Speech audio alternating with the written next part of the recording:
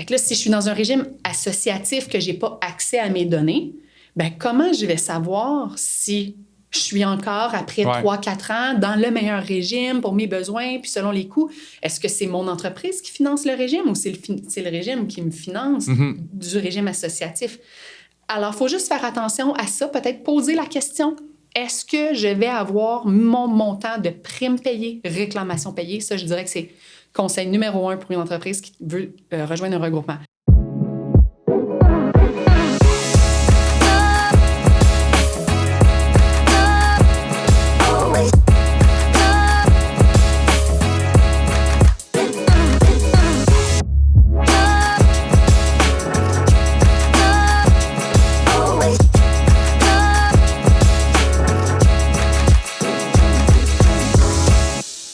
Bonjour tout le monde, mon nom est Hugo Labrec, j'espère que vous allez bien. Je souhaite la bienvenue au podcast Outside the Box Culture financière.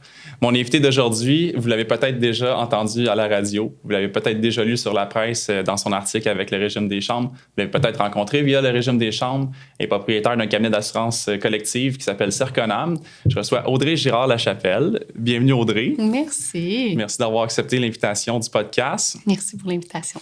Ça me fait vraiment plaisir. Je trouve que tu es une entrepreneur inspirante. Je crois que tu maîtrises très bien ton sujet. Puis c'est pour ça que je t'ai choisi pour parler de collectif. C'est un sujet qui, je pense, implique beaucoup de gens dans une entreprise. Beaucoup de personnes s'impliquent dans le sujet. Il y a beaucoup d'évaluations, d'analyses à faire. C'est un gros move pour un employeur.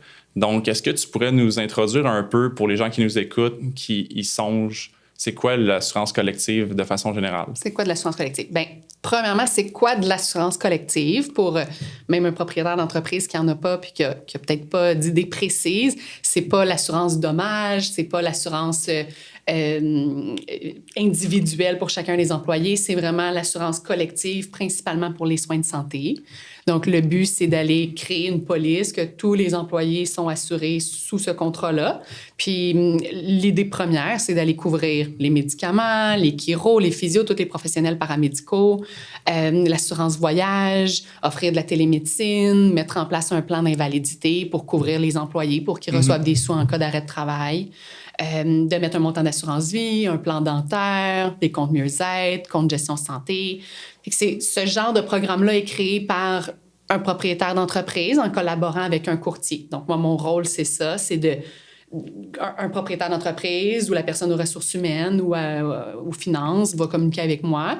Puis à ce moment-là, moi, je vais être vraiment comme l'agent de liaison, on va dire, entre l'entreprise puis les assureurs pour qu'on puisse sélectionner ensemble le meilleur régime pour les besoins de l'entreprise, selon qu'est-ce qu'ils veulent mettre en place, la nature de l'industrie, le nombre d'employés.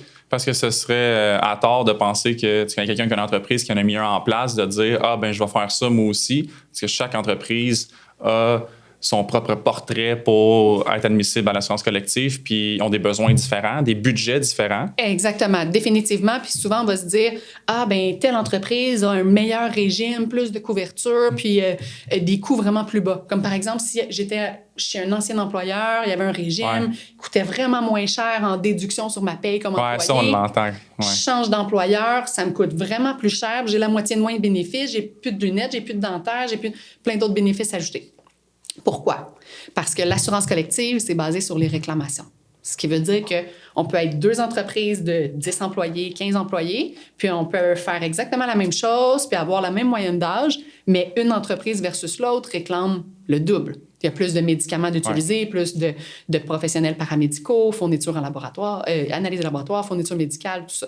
Fait que si je réclame plus comme entreprise en tant que groupe, je paye plus cher automatiquement. Parce que d'un point de vue l'assureur est une entreprise de gestion de risque. Donc, c'est sûr que pour l'assureur, tu es un client plus risqué, tu dois payer en conséquence du risque que l'assureur prend en couvrant ton entreprise. Tu payes en conséquence de tes réclamations. Puis après ça, c'est sûr qu'il y a l'autre facteur du type de travail, les postes dans l'entreprise.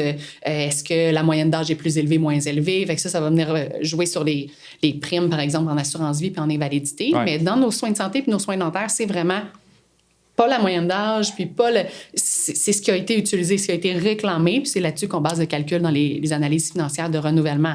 Donc, si j'ai pas d'assurance collective, je veux en mettre en place, ben je vais pas copier l'entreprise d'à côté. Exact. Je vais y aller selon mon type d'entreprise, qu'est-ce que je veux bâtir comme régime, selon quel budget. Il y a toute une panoplie de bénéfices comme j'ai énuméré. On n'est pas obligé de toutes les mettre, pas obligé de toutes les mettre en année 1 aussi. Non, mais c'est accessible, c'est disponible. C'est disponible. Puis quand on est une entreprise, par exemple, de moins d'une centaine d'employés, bien, on peut se tourner vers des régimes associatifs. On peut regarder des regroupements pour aller finalement se regrouper à d'autres entreprises pour notre régime collectif. Ouais. Un peu, ça fait partie des possibilités. Bien, je pense que ça a bien évolué. Je crois que ça n'a pas toujours été comme ça. Puis, je voulais, dans le fond, en l'introduisant, te demander pourquoi est-ce qu'un employeur voudrait mettre ça en place? C'est quand est-ce que l'employeur commence à y penser? Oui. Bien, il y en a que ça va être vraiment différents moments pour l'entreprise. Il y en a que ça va être dès qu'il y a une deuxième personne, finalement, qui sont 2 assurés dans le groupe, bien, ils vont penser à l'assurance collective. Puis il y en a d'autres que ça va être à 25-30 employés qui vont faire appel au service du courtier pour mettre en place un régime. Ça dépend vraiment. L'idée à la base de mettre de l'assurance collective, c'est pour le recrutement, la rétention des employés. De l'assurance collective, c'est comme du salaire. On peut vraiment se dire que ça vient compléter le salaire de l'employé, mais ça le fait différemment. Ça fait partie des avantages sociaux, du portefeuille d'avantages sociaux qui sont offerts. Puis ça fait partie finalement de la petite différence de travailler à tel endroit versus tel endroit dans la même industrie. Bien, pour l'employé, c'est des bénéfices additionnels. Oui, je crois que les employés, ça prend plus de sens pour eux quand ils me rencontrent par la suite. Parce qu'on travaille en collaboration, toi puis moi, depuis quelques années. Moi, je fais l'individuel, toi, tu fais le collectif. Puis quand les gens veulent se monter l'équivalent au niveau individuel, se rendent compte que, wow, ça fesse, là, parce que ça coûte un bon montant quand même. J'ai un certain âge, j'ai un gros salaire. J'ai des antécédents médicaux, mon invalidité, elle coûte plus cher. Mon plan familial aussi, j'ai peut-être des limites plus basses que le collectif peut m'apporter à cause de la loi du nombre. Exact. Fait que si on est un travailleur autonome, par exemple, ben on est mieux d'aller vers un produit individuel pour avoir une meilleure police invalidité selon les revenus de l'entreprise et tout ça. Là, on va le plus regarder du volet individuel parce qu'on ne peut pas le considérer comme un collectif. Parce que si je suis une personne assurée, bien, mon programme collectif, il doit être complémentaire à la RAMQ. Je dois être assurée à la RAMQ, payer la RAMQ pour mes médicaments. Puis le collectif, c'est pour l'excédent, finalement. Tu sais, l'assurance voyage, la télémédecine, les paramédicaux, comme les chiro, physio, tout ça. Alors, à 2 employés, là, ça remplace la RAMQ. C'est pour ça aussi qu'une entreprise va mettre ça en place. C'est que là, maintenant, tous les employés n'ont plus à payer le 731 $ à la RAMQ annuel sur le rapport d'impôt. Plus besoin de payer ça. On n'a que l'assurance collective avec la part employé et la part employeur. Puis là, bien, ça change la donne, parce que c'est pas un nouveau coût complet. C'est la différence entre ce que je payais à la RAMQ et maintenant ce que je paye dans ma part employée. Mon employeur. Le fait de redistribuer aussi le montant de la RAMQ, c'est, comme tu dis, c'est vraiment un complément plutôt que... Exact. Fait que, d'un cas pour une personne seule, ben là, on doit payer les 2. Dès qu'on est 2 employés, ça remplace. Donc là ça devient intéressant. Donc, un collectif, on parle vraiment à partir de 2 employés. Puis c'est sûr que si justement on est en bas d'une centaine d'employés, quand on se tourne vers plus un regroupement, au lieu d'être seulement notre entreprise, nos 20, 30 employés, bien, vers un regroupement, on a des beaux avantages parce que là, on vient avoir une économie d'échelle, se regrouper avec des PME qui ont des besoins similaires, des plans. Chacun conserve quand même sa propre couverture, son propre plan, mais à quelque part, les plans se ressemblent. C'est des variantes, mais une PME de moins de 100 employés a à peu près une offre là, de plan, on va dire or, argent, bronze. Là, mais à la fin de la journée, c'est des bénéfices qui sont assez similaires. Donc, en les regroupant ensemble, puis en donnant des plans différents à chacun, il y a une économie d'échelle qui est incroyable en frais d'administration. Puis ça, c'est une idée à regarder. Si une entreprise cherche un plan d'assurance collective puis a moins de 100 employés, on se tourne vers une option de regroupement, assurément, là, pour au moins prendre l'information. Oui. Est-ce que tu as l'impression que c'est une pratique courante dans le domaine du collectif d'en parler de ça? Est-ce que tu le vois régulièrement ou c'est une initiative qui vient un peu plus de ton cabinet de le faire comme ça? Si on parle, par exemple, du regroupement du régime des chambres de commerce, il en existe d'autres, des régimes associatifs, mais le régime des chambres de commerce a une grande place dans le marché, si c'est pas le plus gros régime associatif regroupement au Canada. Sont rendus à peu près à 35 000 entreprises assurées ensemble à travers le Canada, ce qui est énorme, versus un régime associatif qui est peut-être plus au Québec, principalement au Québec. Ben, il n'y aura pas la même économie d'échelle dans les deux types de plans, mais surtout la même stabilité. Ouais. Parce que ce qu'il faut savoir quand on magasine un regroupement, aussi, ça peut faire partie de l'idée là, de choisir un regroupement. Bien, il y a une chose qui est super intéressante puis qui est un peu méconnue dans le marché, c'est que parfois, on va entrer dans un regroupement avec notre entreprise puis on va perdre notre identité d'entreprise. Ouais. Qu'on va perdre nos données. Nous, notre groupe de 20 employés, on paye combien en prime puis on réclame combien. Ça, c'est des facteurs qu'on a dans notre renouvellement. C'est des informations qu'on obtient année après année dans le renouvellement puis qui sont hyper importante. C'est ce qui fait que la différence entre le premier plan est différent parce que tu n'as pas d'historique et tu n'as pas tes données. Exactement. Fait que là, si je suis dans un régime associatif que je n'ai pas accès à mes données, bien, comment je vais savoir si je suis encore, après 3-4 ans, dans le meilleur régime pour mes besoins, puis selon les coûts? Est-ce que c'est mon entreprise qui finance le régime ou c'est le régime qui me finance du régime associatif? Alors, il faut juste faire attention à ça, peut-être poser la question. Est-ce que je vais avoir mon montant de primes payées, réclamations payées? Ça, je dirais que c'est conseil numéro 1 pour une entreprise qui veut rejoindre un regroupement. Donc, le conseil s'adresse aux entreprises qui nous écoutent, qui pensent à le mettre en place. Définitivement. Ce serait de poser la question. Poser la question. Régime des chambres de commerce, moi, c'est une des raisons, en fait, si ce n'est pas la première raison qui a fait en sorte que j'ai été intéressée à en savoir plus, c'est de la transparence des données avec les primes, les réclamations, le frais d'administration. Tout est clair, tout est net, on sait c'est quoi notre portrait de groupe. Puis ensuite, il y a tout un système de calcul pour venir mixer, venir mélanger les résultats de l'entreprise par rapport à l'ensemble des 35 000 entreprises. Puis là, une entreprise qui a plus réclamé versus une qui a moins réclamé, bien là, il y a un surplus, une ristourne ou une surprime.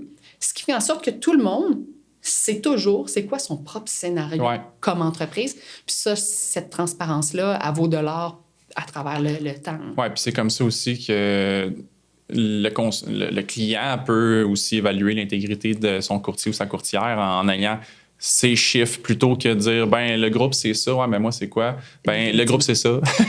Définitivement. Sinon, en fait, ce que ça fait, c'est que si je n'ai pas accès à ces données-là, je ne peux pas faire des comparaisons avec d'autres régimes. Il me faut ces données-là. Moi, pour faire une analyse, si une entreprise qui a déjà de l'assurance collective puis qui veut faire une analyse, par exemple, comparative avec le régime des chambres de commerce, pour la faire, je dois avoir les statistiques de primes réclamation actuelles.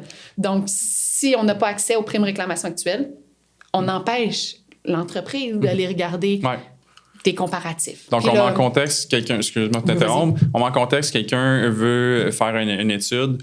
C'est quoi les données qui doivent être transmises? Les données transmises, bien, en fait, là, on va y aller vers la liste d'employés. Ça, c'est l'étape qui prend un petit peu plus. Étape numéro 1.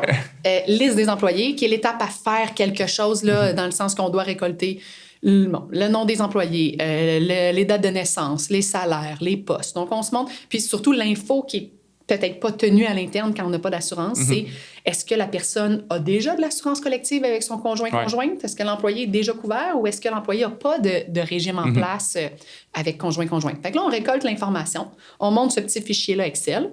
Si on a déjà de l'assurance, on doit donner d'autres informations qui est notre dernier rapport de renouvellement. Dans la liste d'employés ou c'est un deuxième point? Un autre document envoyé. Fait que liste des employés, document de renouvellement, puis le livret des couvertures.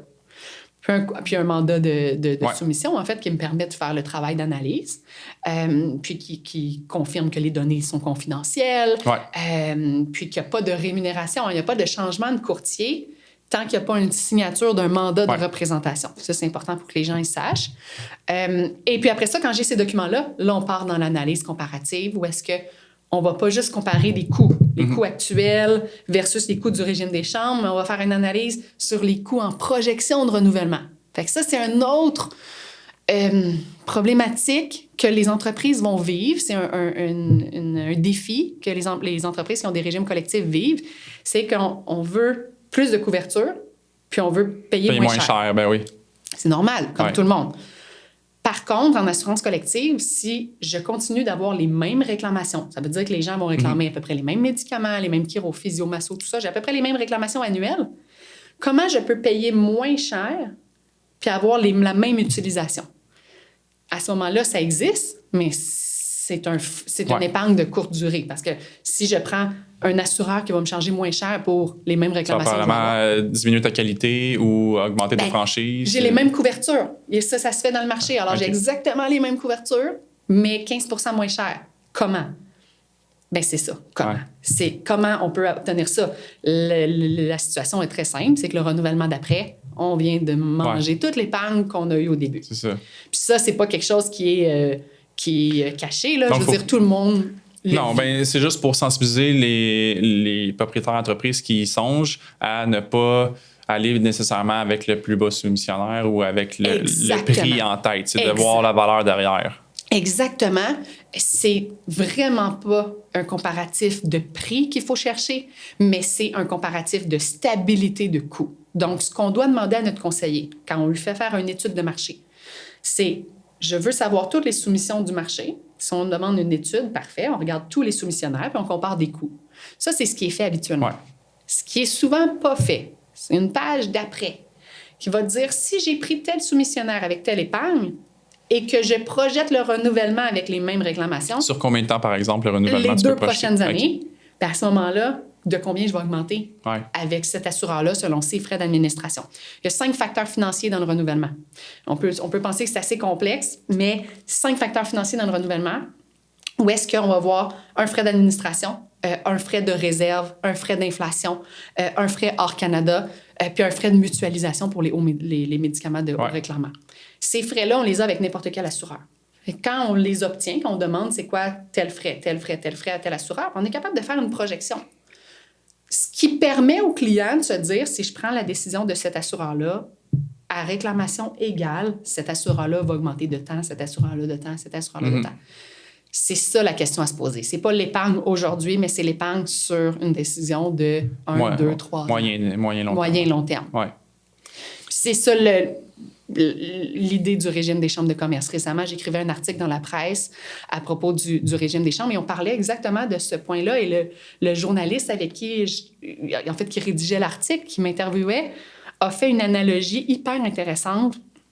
Il explique dans l'article que, un peu pour simplifier l'idée que je viens de raconter, c'est qu'il dit, si je magasine des voitures, puis je sélectionne vraiment 2 voitures très similaires, même genre, donc les mêmes couvertures de notre régime collectif, avec les mêmes options dans les 2 voitures. Puis il y en a une qui est moins chère, 15 % moins chère. Puis là, je fais juste y aller vers la moins chère, puis c'est ma décision aujourd'hui. OK, super. Mais si j'avais posé la question... Pourquoi elle est moins chère? Elle est moins chère, mais c'est quoi l'économie d'essence entre les deux?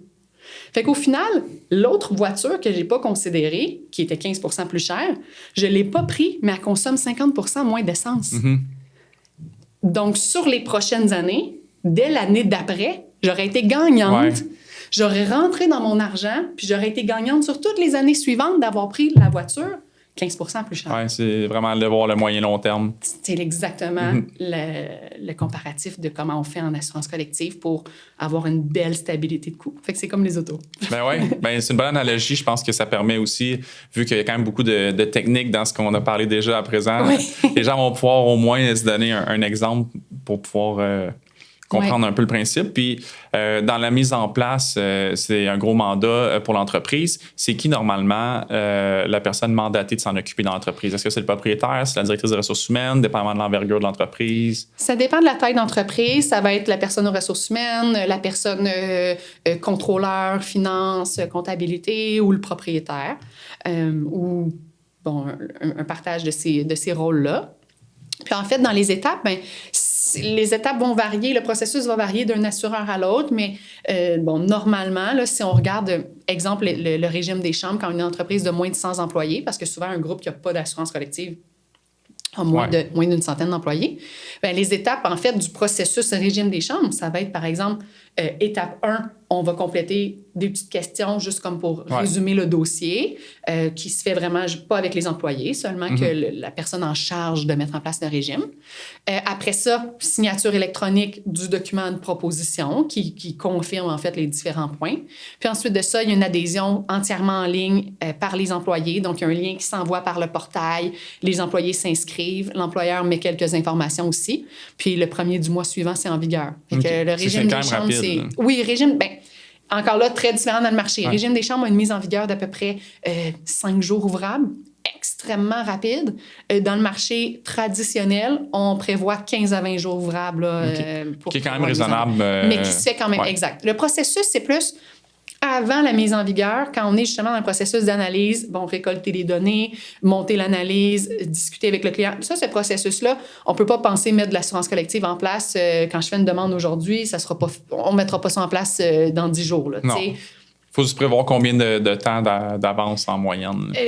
Ça va vite, mais quand même, il y a du travail à faire pour l'envoyer. Tout va dépendre de la rapidité à laquelle on reçoit les documents. Donc, c'est sûr que dès qu'on a les documents entre les mains, nous, notre procédé chez Serconam, quand on a les documents entre les mains, là, finalement, le renouvellement, la liste d'employés, tout ça qu'on a parlé, c'est à peu près 1 semaine et demie. Préparer l'analyse comparative si l'entreprise est déjà assurée ou préparer l'analyse tout court pour un groupe pas assuré.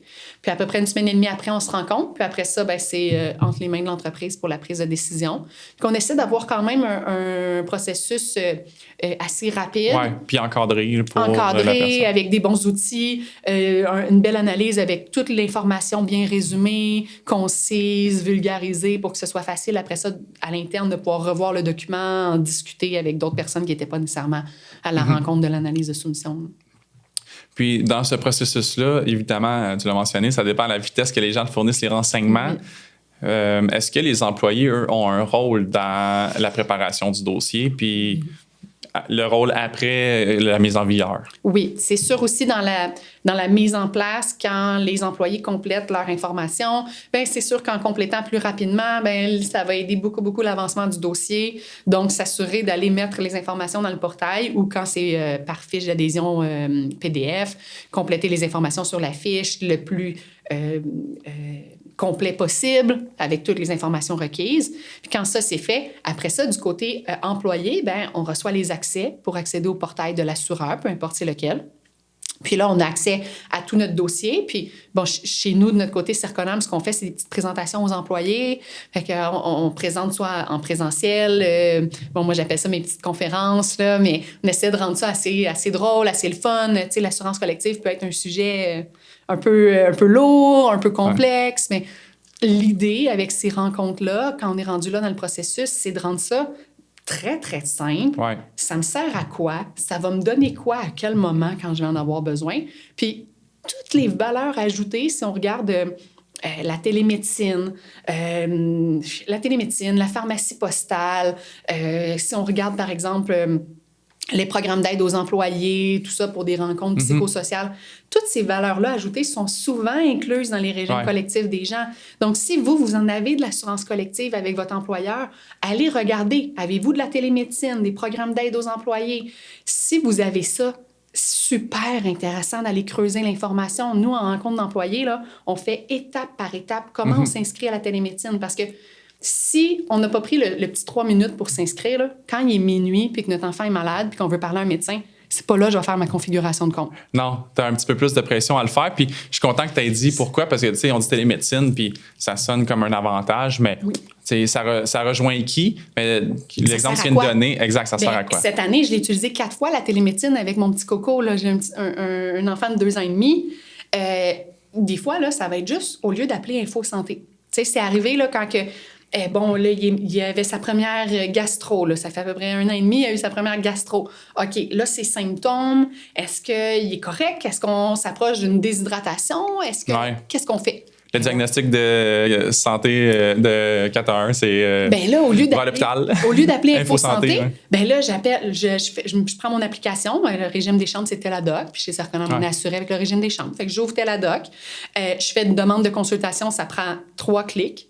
Puis après ça, j'attends. Le médecin me rappelle dans moins d'1 heure.